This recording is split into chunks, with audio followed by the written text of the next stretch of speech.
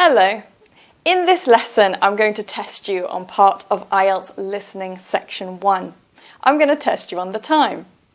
I hope you remember how to tell the time in English.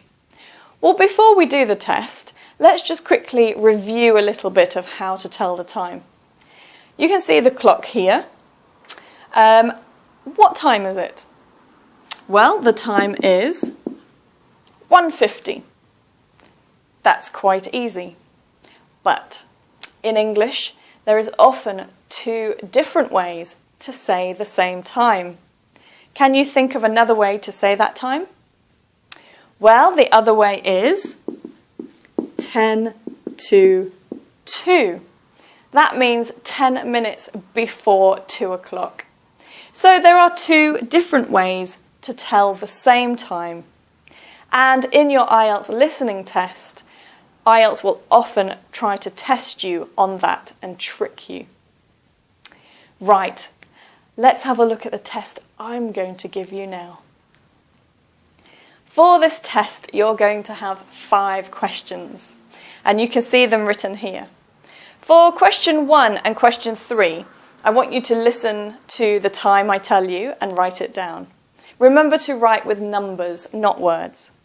And for 2, 4, and 5, I want you to choose the right option. So you can choose A, B, or C.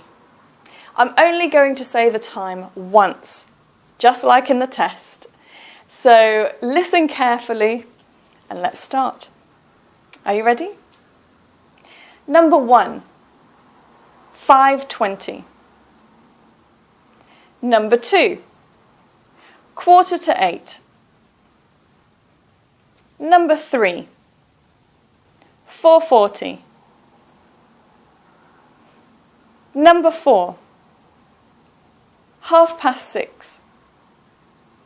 And the last one, number 5, 25 to 3. That's all 5.